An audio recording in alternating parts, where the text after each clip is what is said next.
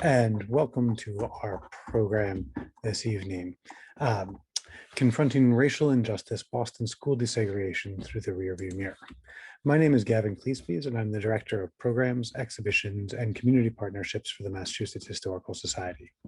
The program this evening is the third of 5 conversations in a series we are hosting to look at the history and current state of racial inequity in Massachusetts.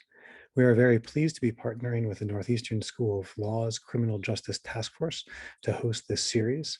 And I also want to thank the 28 other organizations who've helped us promote these programs. With such a broad reach, I'm sure that the crowd tonight includes some people who may be interacting with MHS for the first time. So, to very briefly let you know who we are, MHS is the oldest historical society in America. We were founded in 1791 and have been an independent nonprofit institution dedicated to collecting, preserving, publishing, and sharing our state and our nation's history for the past 230 years. We host 2 to 3 original events a week. I hope you will check out our website and see what other programs we have coming up. The topics we're discussing tonight are among some of the hardest for Greater Boston to grapple with, specifically the era of school desegregation and the Boston busing crisis. We'll be looking at what happened, how it is remembered, sometimes incorrectly, and how the city is dealing with it today. Because we'll be discussing difficult topics, I want to take a moment to issue a content warning about the themes discussed in tonight's panel. We'll be playing a brief video towards the beginning of the program that includes footage from the era of Boston school desegregation. This footage includes people expressing racist ideas and using racist language, specifically the N-word. If you feel that this will be harmful to you to hear this, we invite you to opt out of listening by muting your computer during the video. Later in the program, there'll be a discussion of lived experience during this time that may be highly personal and traumatic. Some audience members may find the themes discussed uncomfortable or disturbing. If the discussion is upsetting, you can mute your computer or leave the program. We will record the event tonight, so if you choose to leave, you can revisit the discussion in a safer space with more personal control over a recording in the future. Now, I'm happy to turn our program over to the Honorable Barbara Dorchokara, the retired Chief Justice of the Trial Court in Massachusetts, who will introduce our moderator. I'm delighted to welcome you to the third panel discussion of the Confronting Racial Injustice series entitled Boston School Desegregation Through the Rearview Mirror. This series is presented under the auspices of Northeastern University School of Law with the extraordinary support of the Massachusetts Historical Society. The Confronting Racial Injustice panel series is a product of a committee of Northeastern's Criminal Justice Task Force working under the inspired leadership of Professor Deborah Ramirez.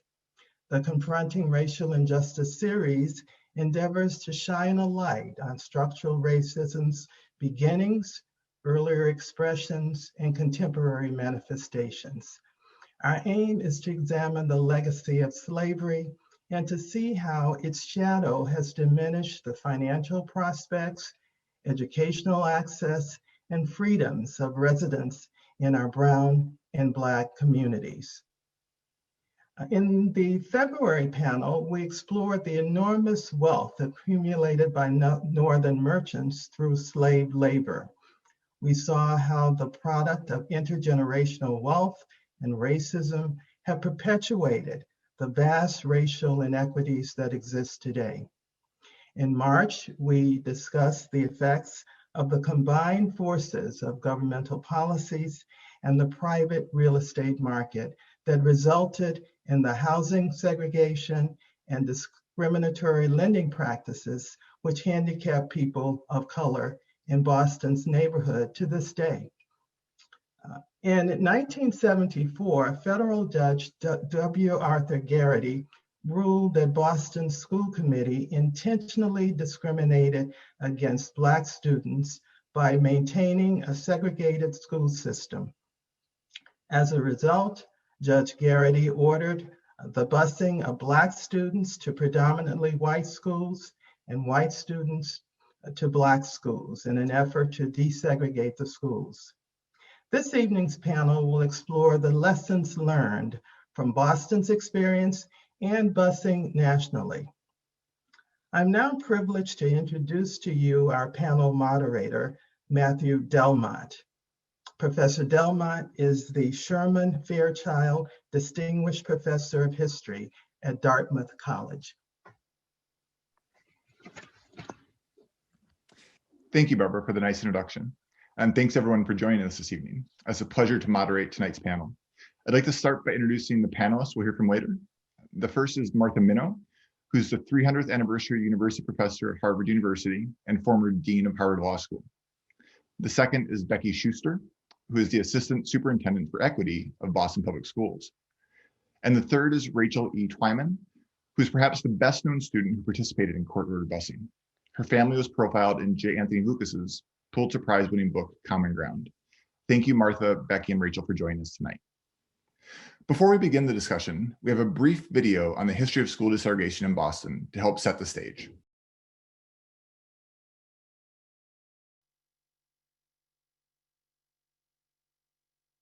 It's no wonder we can still feel the effects of Judge Garrity's decision.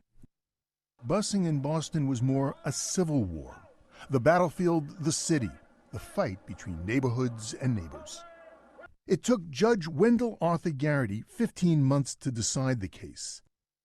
His desegregation ruling in the lawsuit Morgan v. Hennigan ran 152 pages. Some facts are not in dispute. Boston schools were segregated. Some schools in Roxbury were 90% black. In South Boston, nearly 100% of the students were white. The Boston School Committee said that's just the way it was. It's where people chose to live. But black parents in the city wanted more for their kids. This all started in the black community because although the schools were not providing a good education for anyone, they were providing a particularly bad one for the students in the black community. Some white schools lack libraries and cafeterias. Some black schools lack classrooms, books, even teachers. In the mid-1960s, just one Boston school teacher in 200 was black. Among them was Jean McGuire. My son went all the way through school till his senior year. He never saw a black man, not a custodian, not a teacher, not a counselor. Can you imagine your kids going all the way through school and never seeing a white teacher? In 1965, the Massachusetts legislature passed the Racial Imbalance Act, requiring schools with more than 50% of students of one race to desegregate. The Boston School Committee refused to comply. All 5 members elected at large were white. People were tired of fighting and not winning. Jean McGuire says black parents took matters into their own hands. They boycotted Boston schools and started separate freedom classes for their children. They began organizing buses and carpools to take inner-city black students to suburban white schools. And finally, black parents and the NAACP made a federal case out of it, suing the Boston School Committee using the state's Racial Imbalance Act. And now you had a law that now had teeth to it, but you had to put in the structure that made those teeth bite. On June 21st, 1974, Judge Garrity bit hard,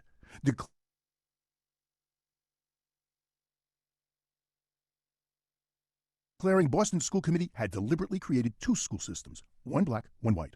Garrity's remedy was busing. He ordered black and white students to attend schools in each other's neighborhoods. Ironically, says historian Jim Vrabel, the school committee had been using busing to segregate schools. They actively created a segregated school system by using things like busing, like assigning students to schools outside of the neighborhood, like creating separate grade structures for schools in white neighborhoods and black neighborhoods, to artificially create and promote segregation where it might not have existed otherwise. Garrity decided to begin busing that very year. He ordered black high school students from Roxbury be bused to South Boston, an all-white Irish enclave, and South Boston students bused to Roxbury. The reaction by some white parents was angry and swift. Just days before busing was to start, hundreds of white students and parents, with the support of the school committee, attended a rally in Government Center. They directed their rage at Senator Ted Kennedy, a backer of Garrity's busing plan, as he entered the Boston Federal Building.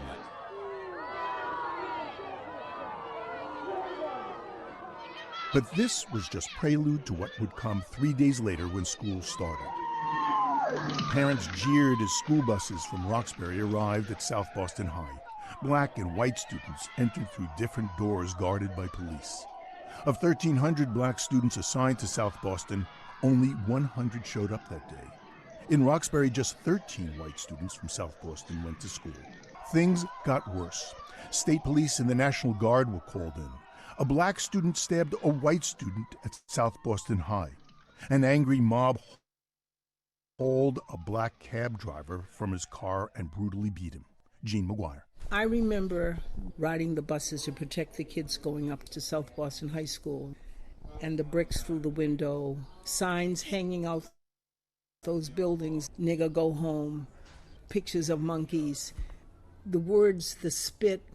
People just felt it was all right to attack children, and yet we prevailed. In 1977, Jean McGuire became the first of 2 black candidates elected to the Boston School Committee. It isn't the bus you're talking about. You have to be really honest. It has nothing to do with transportation. Everybody in the suburbs rides a bus to school if they're not driving their cars. And it isn't the bus, it's us. It's who you live next to, who you think your kids are going to marry. Are we better off for Garrity's decision? Absolutely. Absolutely. Part of education isn't just this book stuff. It's how to get along as a city and look out for each other. A decade after his decision, Judge Garrity continued to oversee his plan to desegregate the city schools. Desegregation is not an event, it's a process. There's work that remains to be done. And the challenges of the future, I do believe, are greater than the challenges of the past.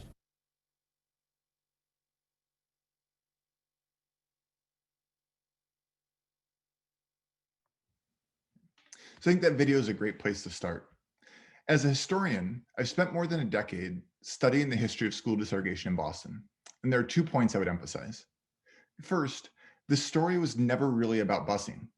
White parents did not object to busing until it was connected to school desegregation.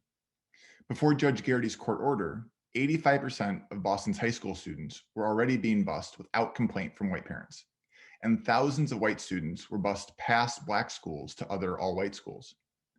Busing was a code word first used by white parents in New York City in the 1950s to oppose school desegregation without appealing to the explicitly racist sentiments they preferred to associate with Southerners. The same thing was true in Boston in the 1960s and 70s. As civil rights activist Julian Bond said, "It's not the bus, it's us." Second, school desegregation was about the constitutional rights of black students. But in Boston and other northern cities, the story has been told and retold as a story about the feelings and opinions of white people. For example, when I wrote a blog post for the Smithsonian Museum of American History a few years ago, I learned that their collection of materials on school desegregation in Boston only includes material from white anti-busing protesters. They don't have any material on black civil rights activists like Ruth Batson, Ellen Jackson, Muriel and Otto Snowden, Mel King, or Melnia Cass. Imagine what it would be like to talk about school desegregation in Little Rock, but never mention Daisy Bates or the Little Rock Nine. That would be outrageous, but that's what happened with the Boston story. Black students and activists became bit players in Boston's most famous civil rights event. Our panel tonight is part of an ongoing effort to tell different stories about the history of school desegregation in Boston. Scholars such as Jean Theoharis, Tatiana Cruz, Zeb Maletsky, Tess Bundy, and Willie Geismer have offered new insights on this history and its consequences. If you read the Boston Globe, you've seen several references recently to school desegregation. Mayor Kim Janey, of course, was bused from Roxbury to Charleston as a student. There were 2 articles just today that mentioned school desegregation. One was about playwright Kirsten Greenidge's Common Ground Revisited, scheduled to debut at the Huntington Theater Company in May of 2022. And the other was a powerful story about the reunion of Tito Jackson with his birth mother, Rachel Twymon. These stories remind me of what James Baldwin once said: "History is not the past, it is the present. We carry our history with us. We are our history." There are so many stories about school desegregation in Boston that remain to be told. Our hope is that tonight's panel brings some of these stories to light. So our first panelist is Martha Minow. So I'd like to start with a question for her. Martha, I know that you were hired as a project director to report on school desegregation in Boston. Could you tell us more about that? Absolutely, and thank you. It was 1975. I arrived in Cambridge to start graduate studies at the School of Education at Harvard. I was motivated really because of school desegregation, because of Dr. Martin Luther King and so forth.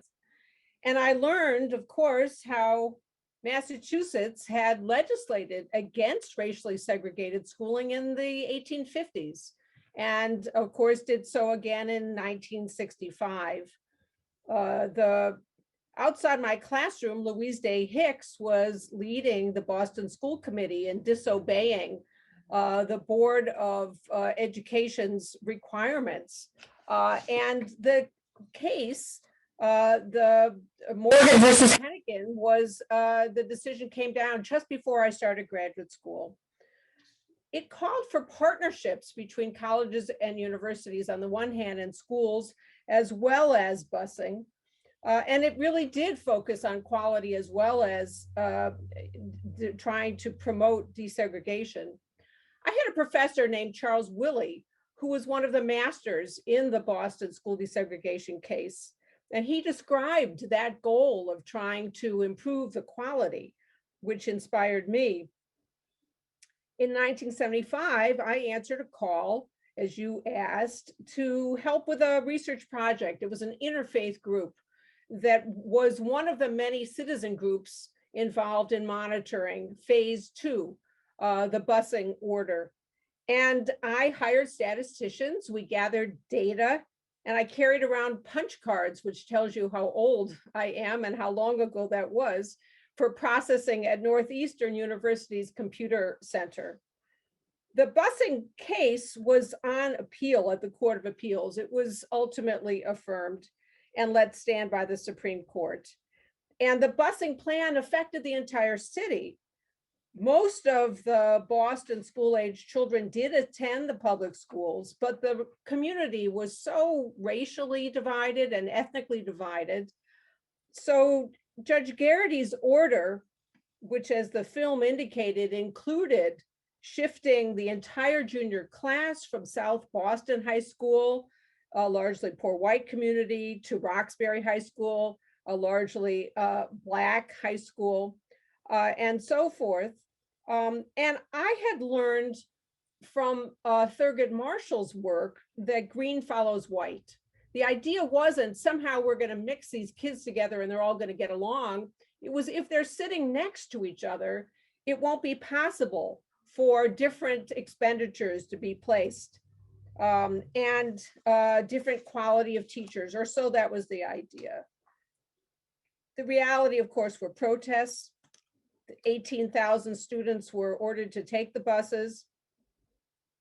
Busing was a euphemism for racial segregation, and white people found it possible to talk about neighborhood schooling without talking about race.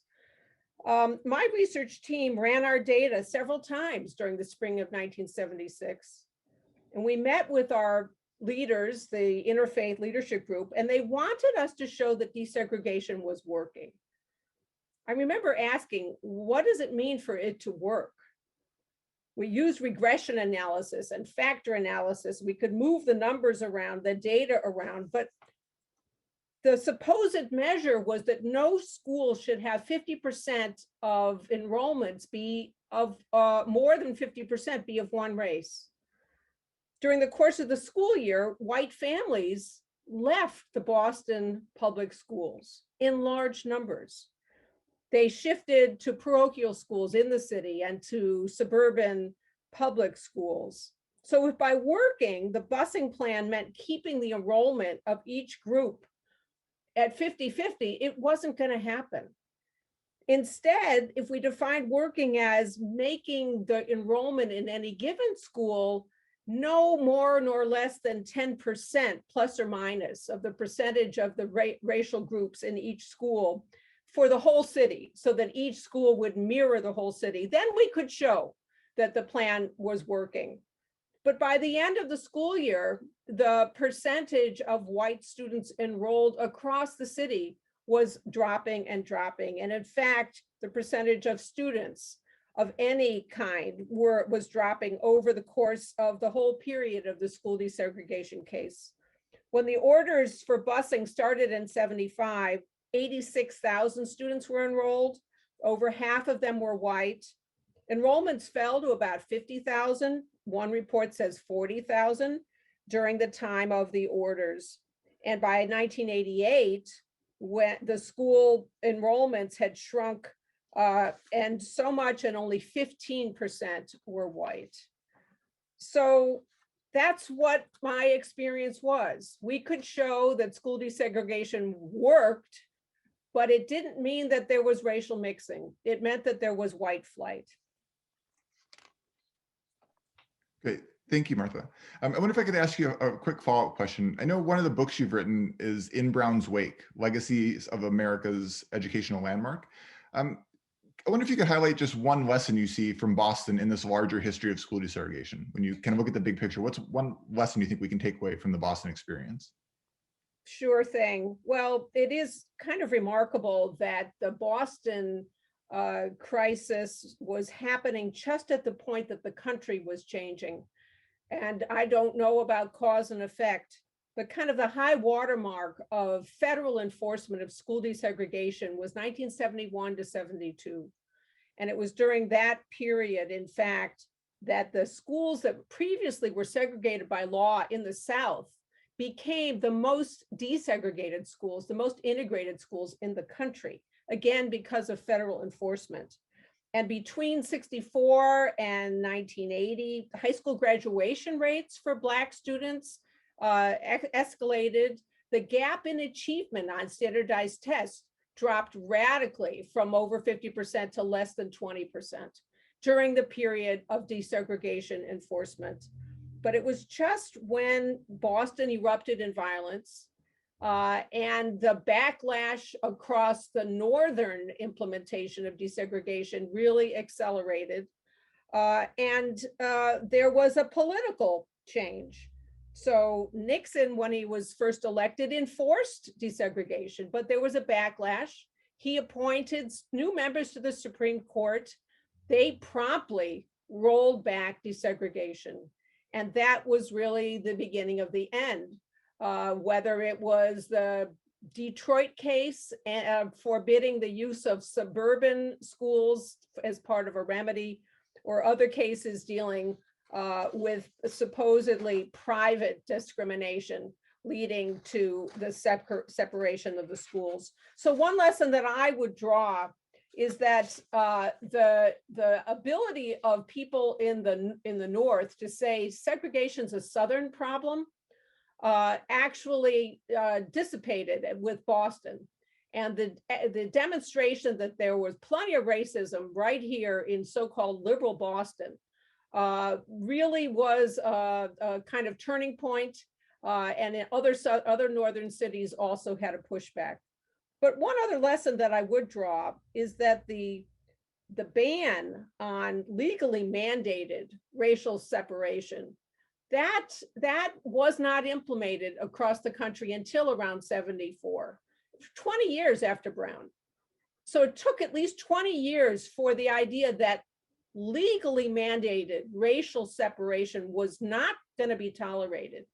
And Boston actually, at least, was part of that change. Thanks, Martha, and thanks for getting us started. Our next panelist is Becky Shuster. Becky, you're obviously working on equity in Boston in the present.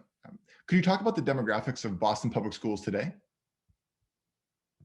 Absolutely, and thank you so much for including me in this panel. It's really an honor to be part of it, and thank you to the audience who are making the time for one more hour of Zoom this evening to talk about this. And I take your presence here as an audience as a commitment and an interest in setting things right in our city related to race, so I'm glad you're here. As Martha has talked about a little bit, there is a dramatic difference between who was in our schools when the Garrity order came down and who is in our Boston public schools now. In 71 to 72, which is the year that the action was filed that eventually led to the Garrity order, as Martha mentioned, there were 96,000 students in BPS, and 61% of them were white, 32% Black, and 7% other folks of color. Today, we have almost exactly half that number of students, 48,000 students during the previous school year, and the demographics are very different. And I just want to pause for a moment and ask the audience to reflect on, what do you think is the largest demographic in the Boston Public Schools now in terms of race? Now I'm going to tell you the answer. The largest demographic group in the Boston Public Schools today are our Latinx students. 42% of our students self-identify as Latinx or Hispanic. 29% of our students are Black. 15%, just 15% are white, 9% are Asian, and 4% specifically identify as being biracial or multiracial. So it is a very different district demographically. And when you also add in the fact that a few of our schools are disproportionately white, and we've been seeing some headlines in the news recently, particularly about Boston Latin School and the district's efforts to be thinking more progressively about who attends that school. So when you factor in the fact that there are some schools that are disproportionately white, that means that many, many of our schools are fewer than 10% white students, and some much lower than that. So it's a different district in terms of numbers of students.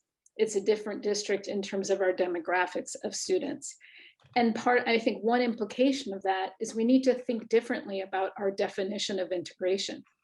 Because I think in the past, integration was defined as how many white students are in the school, right? And making sure that we didn't have schools that were 100% white or 100% Black historically. But now an integrated school in Boston might be Latinx and Asian as the two dominant groups. That is integration, right? So we need to start thinking about it differently in our city. Thanks, Becky. I understand that there's one remaining piece of Judge Garrity's order that applies to Boston schools today. Could you tell us more about that?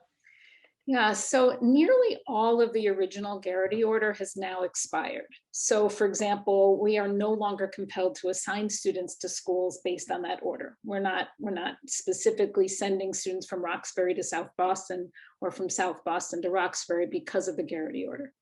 But there is one piece that is still in effect today that has not expired.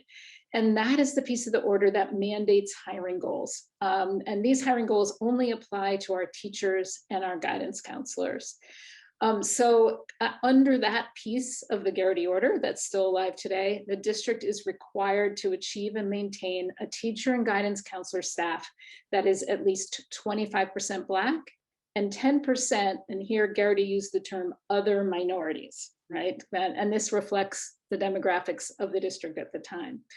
So today, obviously, if we want our teachers and our guidance counselors to reflect our students, we need to be thinking differently about racial, cultural, and linguistic diversity. So I am part of a team that is led by Saren Daly and the Office of Recruitment, Cultivation, and Diversity in the Boston Public Schools that does work that I'm really proud of.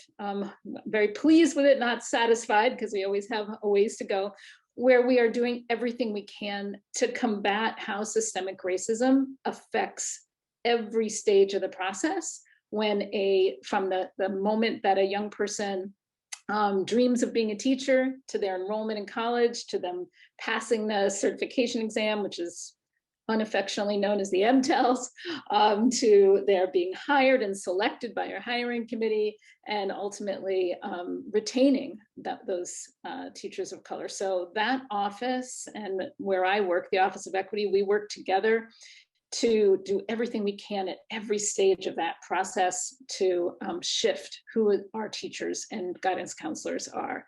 So today in BPS, our educators are 22% Black, 11% Latinx, and 6% Asian, a total of 41% people of color. And over half of our principals in the Boston Public Schools self-identify as people of color. So we need to continue the work to move the needle. And I'm proud to say that last year was our best documented year in terms of hiring, where 54% of our new hires for educators are people of color. So we're making progress and we have a ways to go. Those are certainly encouraging numbers. A final question, Becky. How is the district approaching the work of anti-racism today?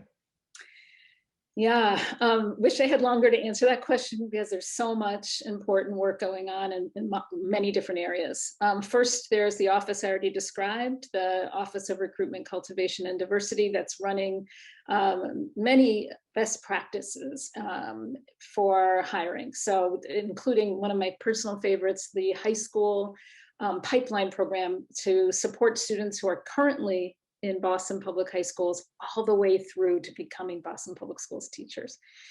There are 3 other offices in addition to that one that are working on issues of anti-racism, and together those offices comprise our Division of Equity, Strategy, and Opportunity Gaps.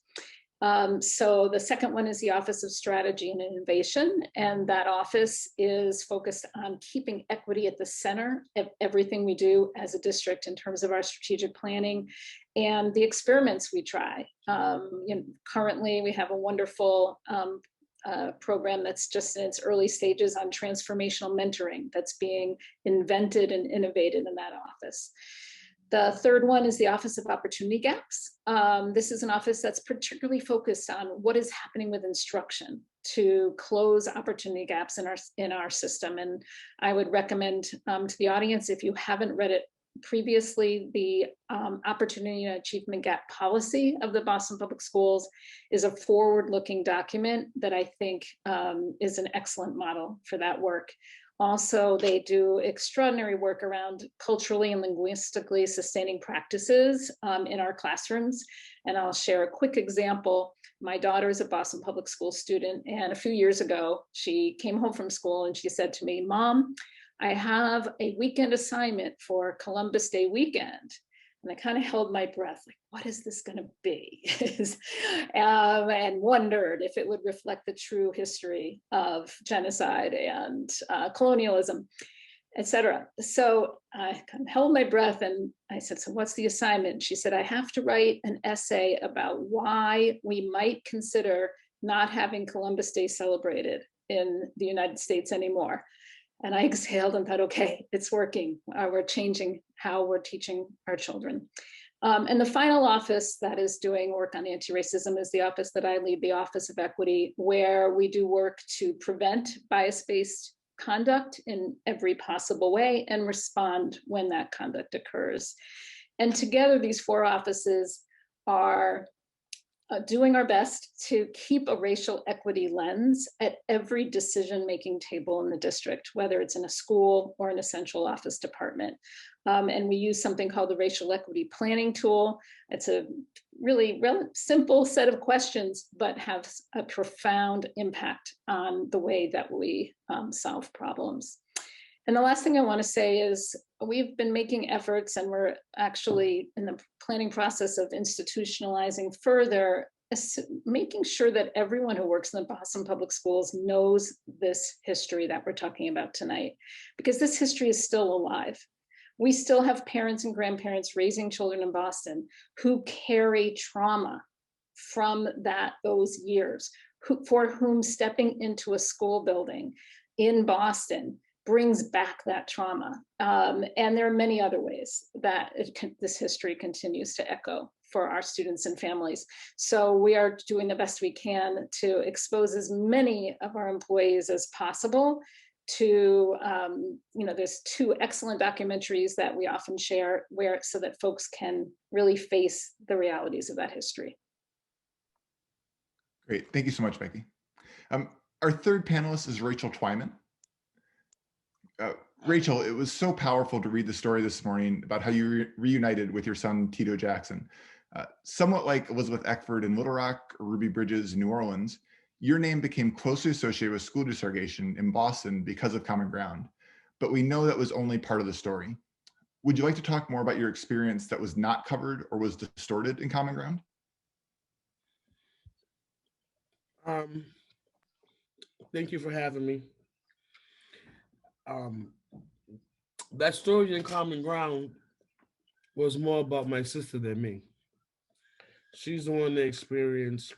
I mean, I experienced the violence, the rock throwing, the name calling, the fear, the anxiety.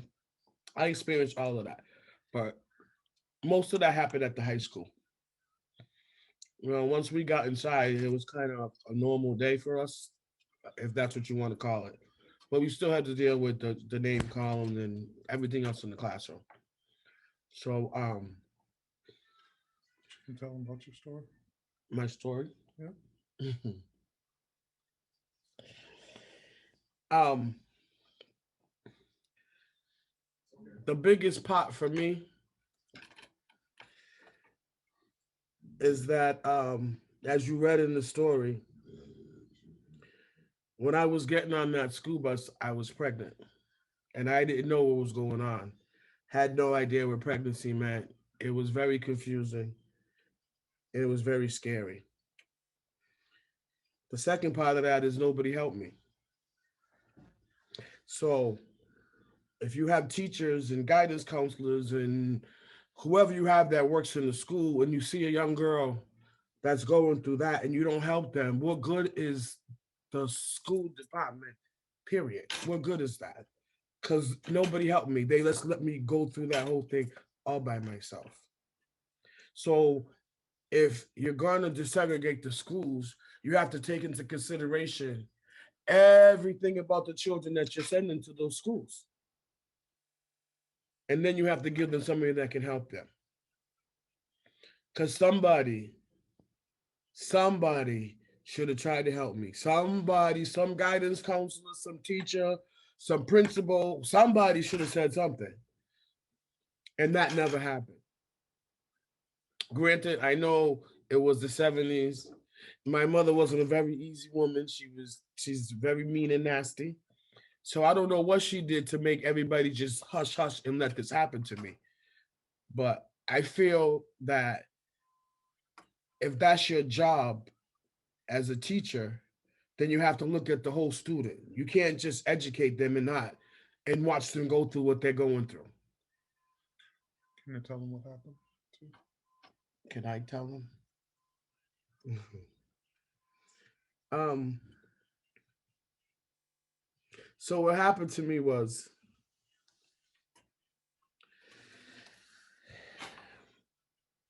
my mother was a very dominant, military driven, there's so many words I can use to describe her demeanor that were not good to raise your children. And she was very mean. And when my mother spoke, her children listened. No questions asked. We did whatever she told us to do. So every holiday was spent at my Aunt Alva's house. And my mother told us that we're not going to parochial school anymore. We did something wrong or whatever we did. I don't know what we did, but we did something wrong. So she's going to send us to where the white man in the black robe said we have to go. So I had no idea what she was talking about. In the meantime, evidently, because I don't have my dates totally correct, but evidently, sometime in 1974, she sent me to work with a gentleman who raped me. He also molested my sister. He did a lot of things to us that I don't really want to go into right now, which led to me being impregnated at 12 years old. And I had no idea what was going on. And again, I'm going to say nobody helped me. I got on that yellow school bus. Those children are vicious. All my friends, they couldn't talk to me. Their parents wouldn't let them talk to me. I was all by myself. The only person I had was my sister. That's the only person I had.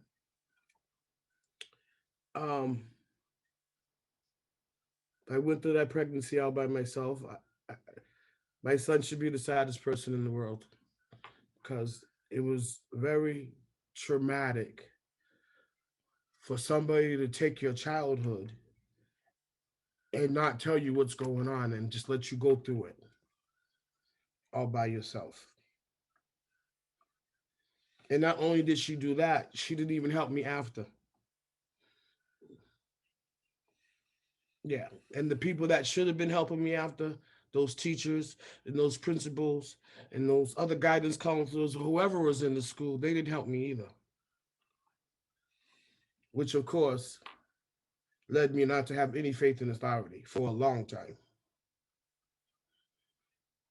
It destroyed my life for a long time. But God is good. He's an awesome God.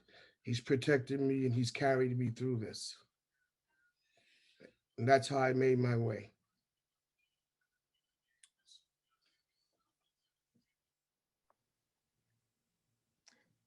Thank you, Rachel, for being brave enough to share your experience with us tonight. Tito, can I ask you, is there anything you'd like to share? It's surreal to be in this situation with my mom.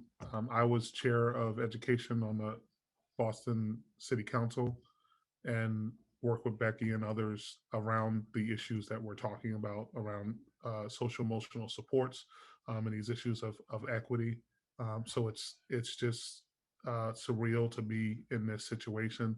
In addition, this really makes us think about what we're doing today and do a checkup on ensuring that we are doing right by the middle school girl who's sitting, middle school Black girl who's sitting in a school today, and ensuring that I am so proud of and so thankful that I have the opportunity to meet my mom.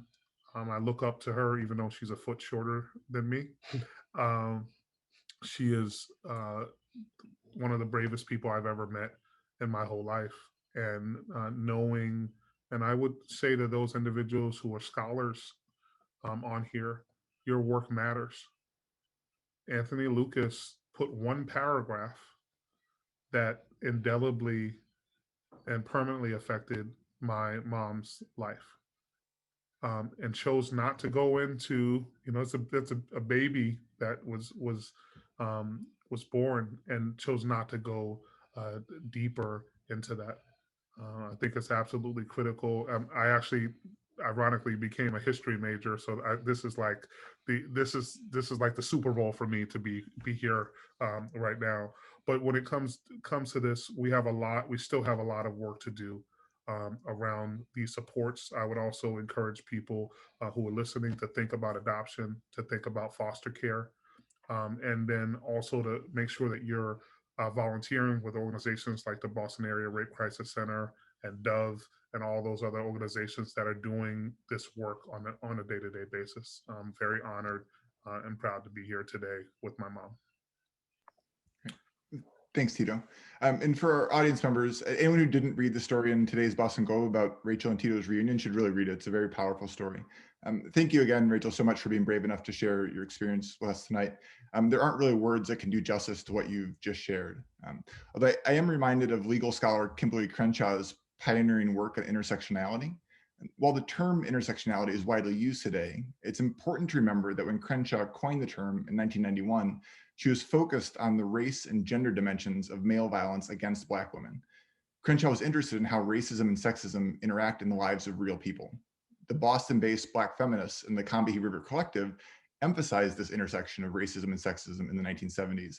And as Rachel has just testified, she experienced that intersection as a young woman. Rachel, there's so much more to your story than people who read that book realized. And thank you for helping to set the record straight. Now I'd like to open up the floor for questions. We have a number that have come in from our audience. So let me pull that up and ask the first one.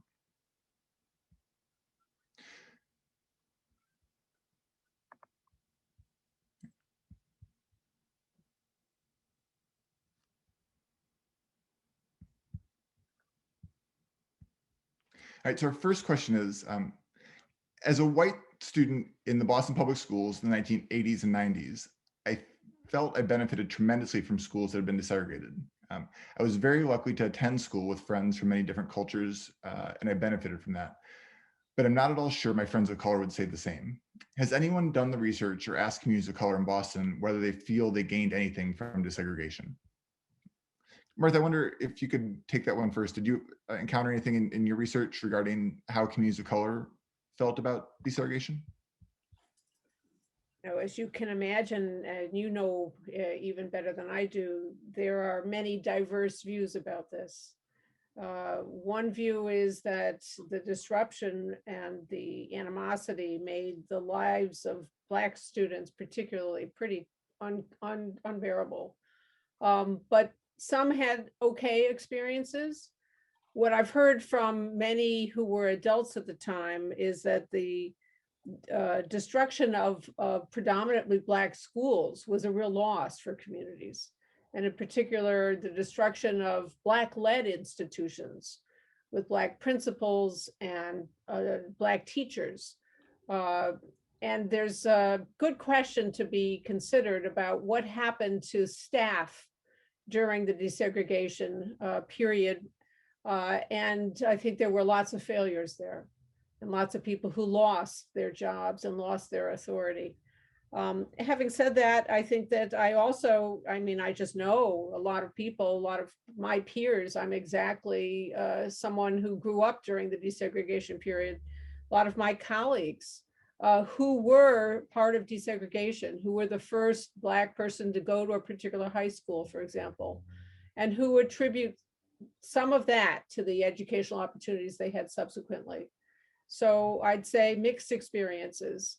And of course, over time, as student bodies have become ever more diverse, it's not just Black and white, it's not just Black and brown. There's Asian American, there are in big cities like Boston, New York, San Francisco, students from literally hundreds of countries with different languages. And the issues of the inclusion and equity, I think, persist in all of these schools. Thanks, Martha. Becky, I wonder if you could offer your thoughts on that question? Yeah, I'd be happy to. I am in full agreement with what Martha said, that this is one of those questions where there's a duality. On the one hand, historically, more resources have gone to schools that have more white students. That's one of the effects of systemic racism, right? So given that historically there have been more resources in schools that serve white children, there have been certain opportunities that are possible to access when a child of color goes to a school that has more white students. So there's that issue. Then there's the potential benefit as well as the downsides of actually having students mixing together. And in my office, in the Office of Equity, I see those pros and cons every day. On the one hand, it's a rich learning environment where we can learn so much from one another. I love that bumper sticker that says the most radical thing we can do is introduce people to one another. So it's a good thing for us to come together across difference. On the other hand, if we do that without having white students having the opportunity to do their own anti-racism work prior to being in that mixed community, then that also means that the students of color who were arriving in predominantly white schools in 1974 on forward were encountering students with racist ideas, whether voluntarily or involuntarily, conscious or unconscious, and no one having the tools there, the adults not having the tools to know what to do with that. And the last thing I wanted to say is I met someone when I was in graduate school, an African-American woman, and I was blown away by her. I had never met a Black woman who was so, at the time, it's a while ago now, but so at the time, completely unapologetic about her intelligence, about her voice. And I asked her story, and she told me that she went to segregated schools. She grew up in a segregated town, or I should say part of town, not in Boston, and went to schools that were all Black, had all Black educators. Then she went to a historically Black college. And in graduate school is the first time she was sitting next to a white person, me, in school. And I thought, wow. And it gave me a new perspective at the time about there's some, positives in segregated schools for folks of color, if that means they aren't subject to racist ideas and implicit bias. Thanks, Becky. And Rachel, I saw you nodding your head in part of Becky's answer. I know you were quite young and had a deeply personal experience, but I wonder if you could speak to what it was like to be a young Black student as part of desegregation. Children don't think color. So all that stuff that was going on for me, I was gonna go to school and I was gonna do my work and it didn't matter if they was white or Black because we don't see color. So I can't take my mind back to the 6th grade or whatever grade I was in middle school, because that's the one good thing my mother did. She didn't raise us racistly. You're supposed to love people. You don't have to like them. You're just supposed to love them. And it didn't matter what color they were. So I was good with that. I was fine with that. I just couldn't understand why their parents or whoever was outside of the schools throwing the rocks and doing what they were doing. That's where the problem lied, because now that I'm an adult, why did Judge Garrity think that desegregation was going to work in Boston? It's never worked anywhere. You're forcing people to do stuff that they don't want to do. So I'm an adult now. But back then, children don't see color. You go to school, you say, hey, how you doing? And that's what happens. While they were putting this particular program together, one of the ladies texted me and told me that there was a guy in my class. He remembered I was the first Black person he ever knew. My memories are so suppressed back then, I can't even pull it out. But children are friendly. Children don't care about the things that adults care about. So it's not fair for adults to try to force kids to do what they want, what's going to work in the world. I don't know. Has it really helped? My sons are not prejudiced. I'm happy for that. So I don't know. Did desegregation really work? I guess we're going to have to continue to see, right? Yeah. Thank you, Rachel. Our next question is from Betsy Lipson. She asks, as a METCO board member, I'm aware that many inner ring suburbs have diverse student enrollment that does not necessarily reflect income diversity or African-American representation. What can we, as town residents of greater Boston towns, do to diversify high opportunity towns with more school spots for urban low-income students, particularly African-American students? Becky, I know you're in Boston Public Schools, but I wonder if you can speak to what you see going on just outside the city. I'll do my best. So really the most important message I have, and I'm going to make an assumption that the person asking the question identifies as white. When white folks from suburban towns that have more resources than we have in Boston for our students ask me, what can we do? The number one thing that you can do, more than those incremental changes about who participates in METCO, for example, the more important thing that you can do is organize white people to go to the legislature and change the funding formula for schools in Massachusetts. If you want to organize a busload of white folks from your town, I will give you a personal tour so you can see the difference in the resources that our children in Boston get compared to your children. Yes, it's true. If you look at the numbers, we spend a lot per pupil in Boston, but the needs are entirely different than those of suburban children, starting with transportation. Imagine how much more it costs in a city with our traffic, with our challenges around the number of schools and the number of vehicles on the road to transport our children compared to a small suburb where there's just a couple of schools and several buses per school. So that's just one small example, but the needs of our children are far greater and the resources don't come close to meeting them. So that's the number one thing I would ask you to consider doing. And so far, whenever I've said that on a number of panels over the years, it hasn't happened yet. So folks, I want to meet that bus. I want to show you, and then I want you the bus, their second stop to be the State House, because that is the most important thing. In the more, sort of short term, in terms of integrating your schools, really the most powerful thing we can do is start building schools that sit on the border between Boston and more privileged outlying areas that are the best schools around, so that we can draw people from Brookline and Boston, from Chelsea, well, that's not a good example, but you get the point, Milton and Boston, et cetera. So that's what I would say about that. Great. Thanks, Becky. Tito, can I have your perspective on this? Yes. So this is actually not education related. One of the things that I think, one, they need to know the history. I was actually in Metco. I went to Brookline schools for my whole career.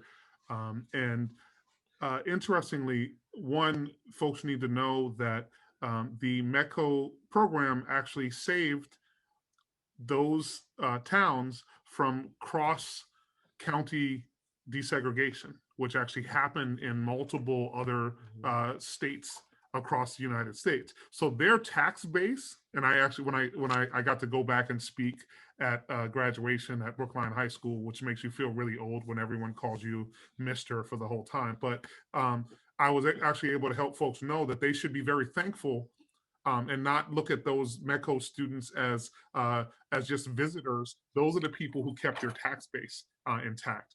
But another component here is there is a need for suburban towns to stop filibustering having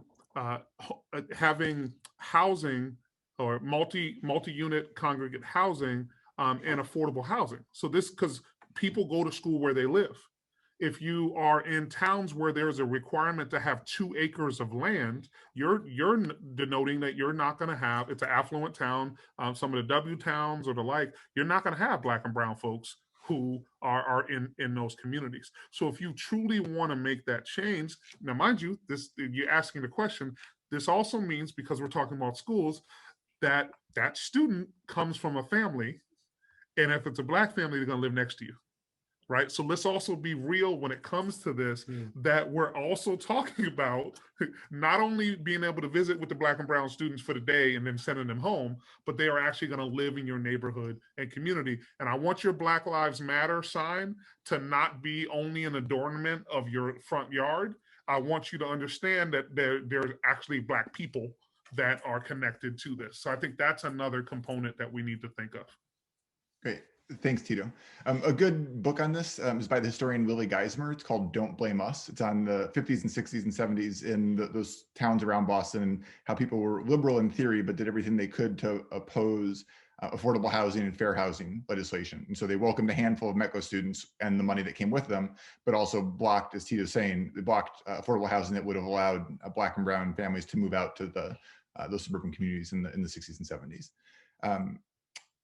Next question from Jody Silverman says, I'm a BPS parent of a middle schooler, and it's become quite clear to me that many white parents feel so good about sending their kids to BPS, and they love to talk about it. But when it comes time for exam school admission, the white parents bail out of BPS if their kids don't get into BLA, BLS, etc. So the kids who remain in BPS middle schools are told implicitly that they're stupid, not worthy, etc. What can we do to change this? Becky, can I call on you first again for that one? Absolutely, and greetings to my friend Jody who sent that question. So the number one thing I think we can do about this is to make all of our high schools great schools. Great schools that offer a variety of programming, from including college prep, which is, what the exam schools are designed to do, but also a wide variety of other kinds of programming to prepare students for college and career. I think that's the first thing. The second thing is it's time to change. And this is I'm speaking for myself personally now. It is time to change our approach to exam school admissions. When we look at data, we know that the students who just miss are not less capable than the students who get into those schools. There is, at the moment, an experiment going on with making a slight change to exam school admissions policies. And as many of you may know, because it's been covered in the media, it is currently being challenged in court. I am confident that the district will prevail because it is, all of our students deserve access to excellent schools. I think those are the first places I would start, and we have a lot more work to do. Thanks, Becky. Our next question is, what about the issue of poor Black families and poor white families, generally speaking, being the ones who are bused? Were only South Boston and Roxbury the focus of the order? And if so, why? So I'm happy to get started on this one. So those were not the only two communities that were bused. Those were the ones that got the most attention. But there were a number of other communities that were involved in the court-ordered busing throughout Boston, including more middle-class areas like Hyde Park. And I would say, generally speaking, there wasn't the kind of outpouring of violence that got featured on the news in some of those flashpoint areas in South Boston. That I wouldn't say it was welcome all across the city, but it wasn't as violent across the city as it was in just some of those neighborhoods.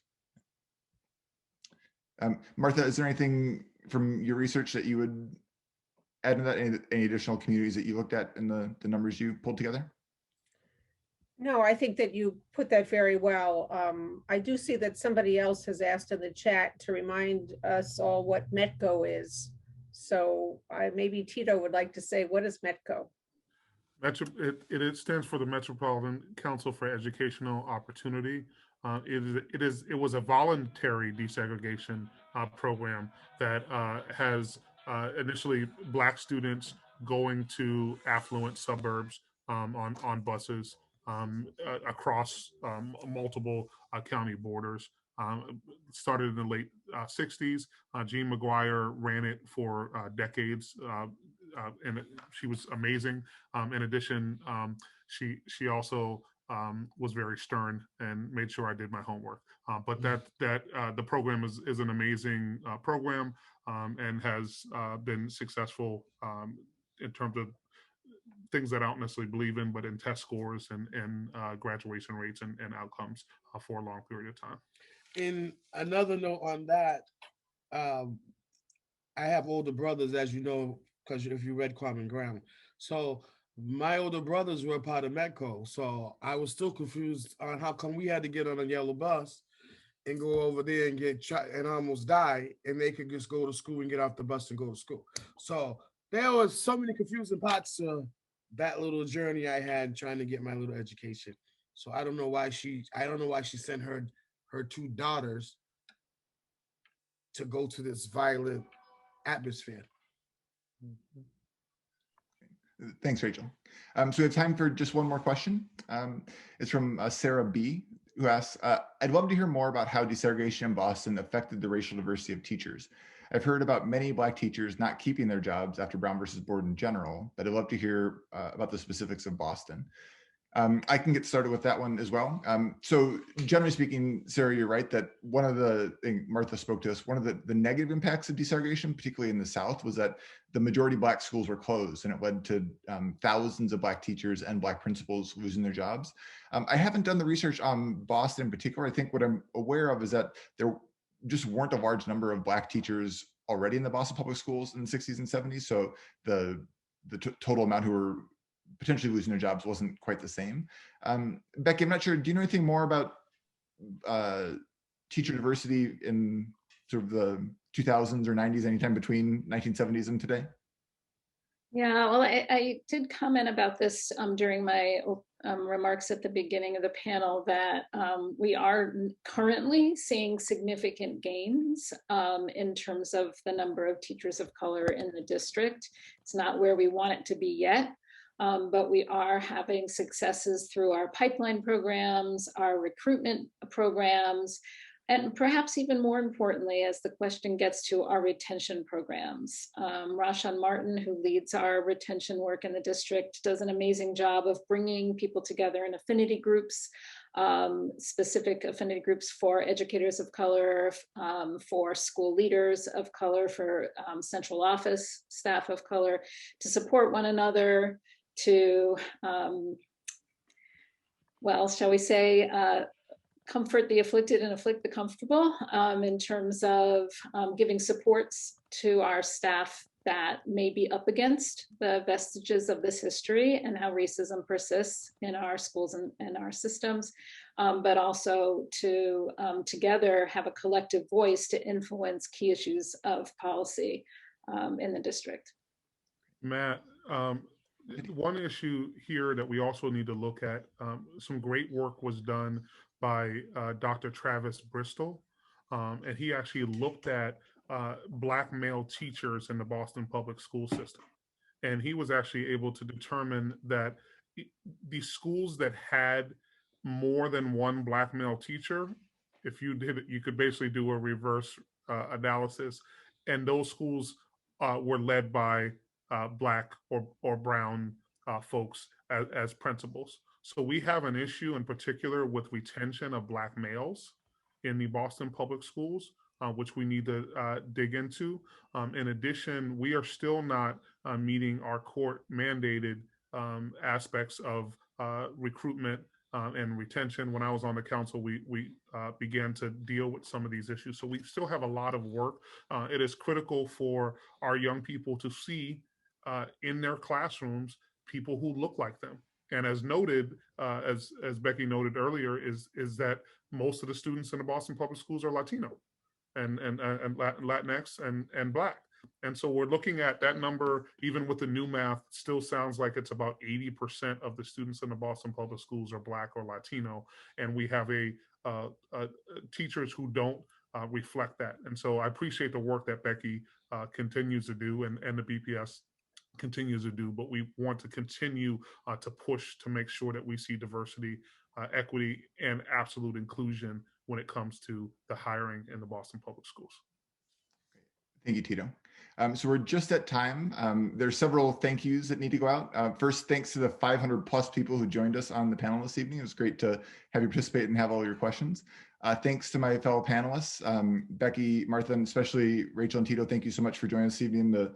What you shared is just tremendously powerful, and I think will stick with everyone who's on the call tonight. And so thank you so much. Thank you to our colleagues at the Massachusetts Historical Society and Northeastern who did the work to plan this behind the scenes. And it looks like maybe I'll toss it back to Gavin to wrap up. I just wanted to thank everyone for joining, and certainly thank Rachel and Tito for sharing your story. I think it was very powerful. I just also want to let the audience know that there was way more questions and comments than we possibly could get to, but we will copy them and pass them on to all the panelists so they will have a chance to at least see them. And I hope everyone has a great night and thinks about this and continues to work on this issue.